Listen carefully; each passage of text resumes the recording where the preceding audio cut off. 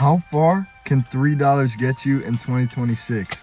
Yo, what's going on, guys? I'm Max. Welcome to my first video. So the idea today, we're just gonna go to the local supermarket and see what kind of food we can get for $3 or less. My plan is to try and make a full meal, obviously. I have suspicion that the produce section is gonna be the most hopeful for this challenge, but I also want to make it a goal for myself to put some protein in the dish. So let's go. I'm not really sure where to go. I know there's some Stop and Shops by me, Trader Joe's, ShopRite, Whole Foods, but you know, some of those are going to be expensive. I think we're going to go right down the middle. Let's go to ShopRite. I'll see you guys there.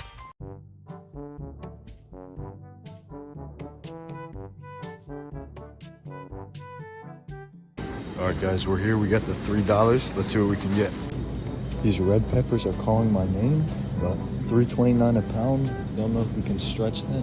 So I think we'll go for this yellow pepper right here.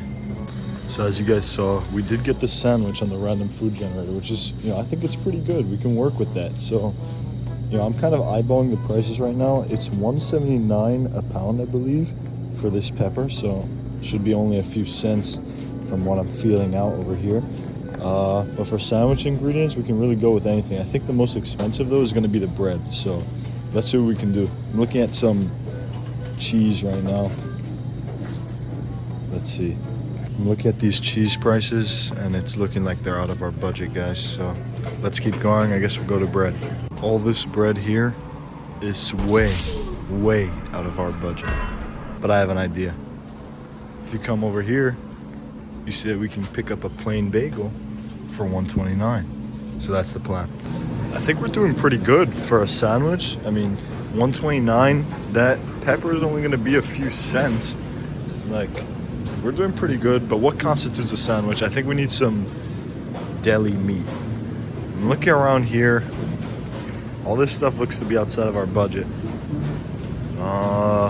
Maybe the sliced stuff, prepackaged. So I found this deli machine. I think we're gonna be able to do it because you can pick the amount that you want. Let's see, cheapest meat. I'm not even sure. I think that'll pair nicely though with this bagel, maybe roast beef. I feel like chicken will be more inexpensive though. Let's go. Chicken. Okay. Yeah, go normal.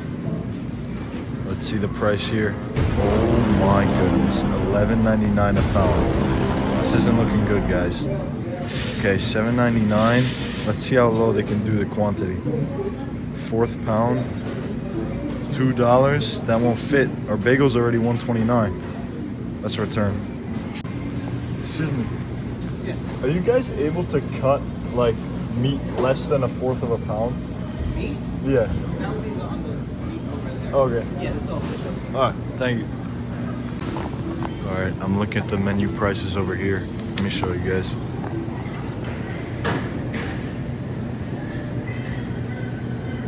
I think we might be able to get the cheese, guys. That Bull and Basket American is $5 a pound, I'm assuming. I'm not sure.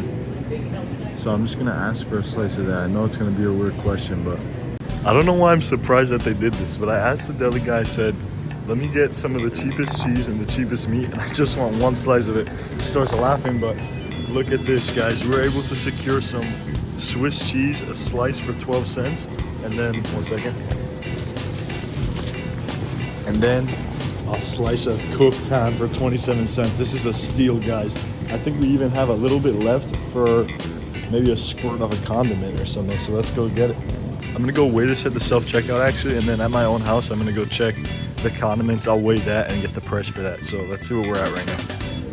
So to my greatest surprise, it was actually the pepper that broke the $3 barrier. So going back, we're gonna try and get a smaller one. Had to switch out the pepper, guys. We ended up getting a plum tomato. We could actually fit one more, but I think this is all right. So let's check out. Guys, this is actually insane. I did not expect to get it, and we went way below our barrier of $3. We actually got it for $2.18. Let me show you the receipt. So what I didn't notice I'll put a clip of it back in the editing, but I didn't notice that the sign for the peppers said $1.79 each. So that was a mistake. So we switched out the pepper for a tomato, which is gonna be, you know, a little bit of a different taste, but we got one tomato for 50 cents, the one slice of ham for 27 cents, The one slice of Swiss for 12 cents. Then that bagel, as I predicted, the bread was $1.29. But, you know, that gave us a balance of $2.18, and then they penny rounded me for 2 cents. So I got 80 cents change. So let's go back home and make this sandwich. All right, guys, I made it back home. Here we are. So I got everything laid out. We only have these 4 ingredients, which, you know, doesn't sound like a lot, but I think we can do something with it. I'm going to go wash this tomato, and I'll be right back. I'm going to allow myself a squirt of mayonnaise and some salt and pepper because you can find those in packets, and usually they don't charge you for it. So the bread has been cut, so let's go put on this tomato. All right, I just put these 4 pieces on. I'm gonna save this other half for later. Let's go get the meat and the cheese on top.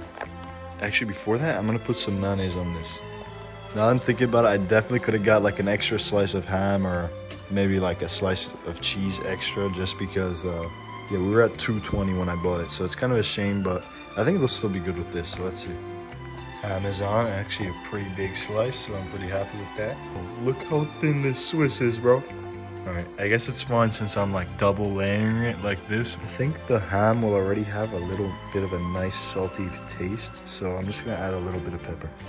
All right, here it is, the complete $2 sandwich. Let's get a cross section. Look at that, yo, it doesn't look half bad. The only thing left to do, of course, is try it. Let's go.